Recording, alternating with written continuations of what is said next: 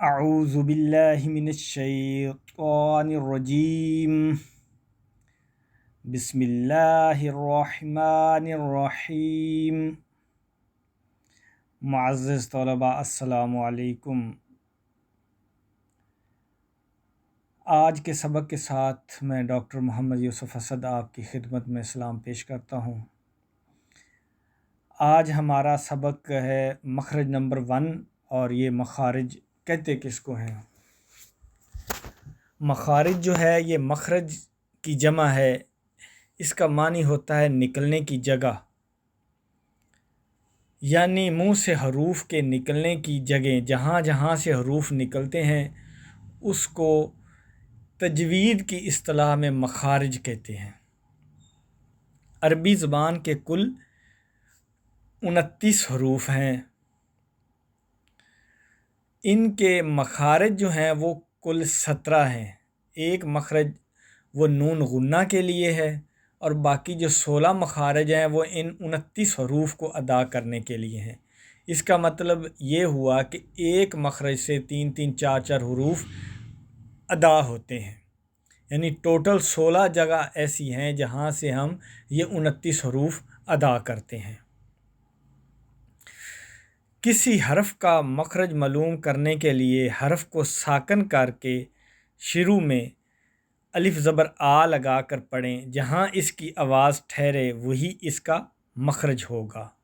یہ آپ کو طریقہ بتایا جا رہا ہے کہ مخرج کا معلوم کیسے کرنا ہے۔ جیسے مثال کے طور پر میں نے یہ معلوم کرنا ہے کہ دال کا کیا مخرج ہے، تو میں کیا کروں گا، اس دال کو ساکن لکھوں گا اور اس سے پہلے الف زبر آ لکھ دوں گا۔ پھر جب میں اس کو پڑھوں گا تو کیسے پڑھوں گا، اد اد۔ تو دال مجھے پتہ چل گیا کہ جو دال ہے وہ کیسے ادا ہوا۔ میری زبان کی جو نوک ہے وہ ثنایا علیہ جو میں نے کل نام بتائے تھے، یعنی سامنے کے جو 2 دانت ہیں ان سے جا کے ٹکرائی ہے، تو دال ادا ہوا ہے۔ ویسے تو یہ ہم لاشعوری طور پہ بھی ایسے ہی پڑھتے ہیں، کوئی 2 4 الفاظ ایسے ہوں گے جن کا مخارج ہم صحیح طرح سے ادا نہیں ہوتا، ٹوٹل 5 یا 6 حروف ایسے ہیں، لیکن یہ ہمیں پتہ نہیں ہوتا، ہم پڑھ وہیں سے اسی مخرج سے ادا کر رہے ہوتے ہیں، لیکن ہمیں پتہ نہیں ہوتا۔ بہرحال یہ ایک طریقہ تھا، اس کو آپ کو بتانا مقصود تھا کہ ہم کسی مخرج کو معلوم کرنے کے لیے اس کو کیسے ادا کرتے ہیں۔ جیسے اب، اد،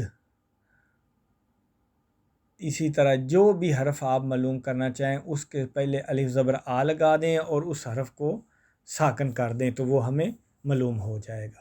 یہ تو تھی مخرج کی تعریف اور اس کو ادا کرنے کا طریقہ۔ اب ہم آتے ہیں آج کے سبق پر۔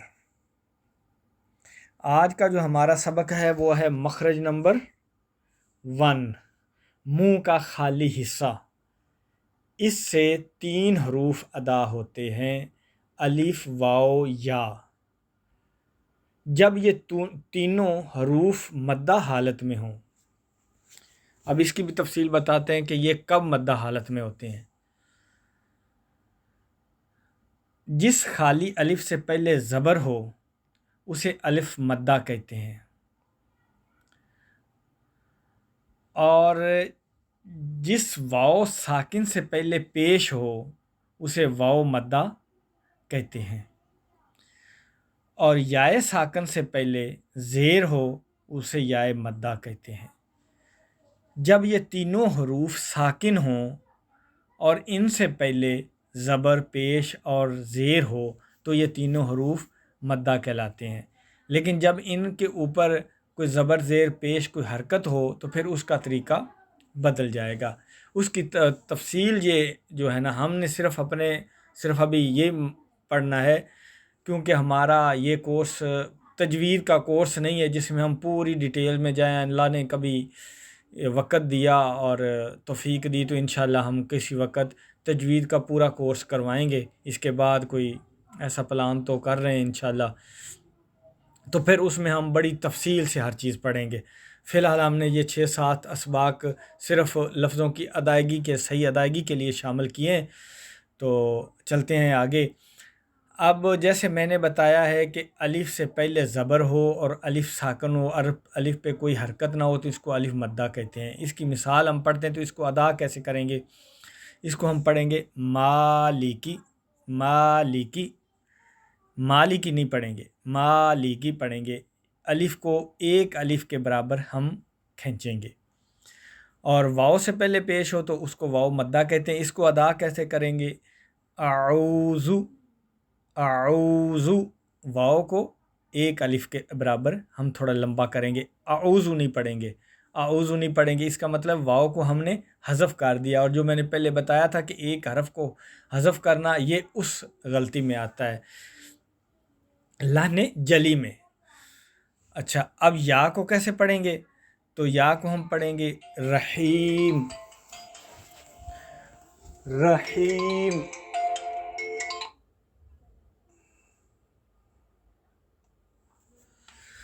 تو اس طرح ہم جو ہے نا ان تینوں کی ادائیگی کریں گے۔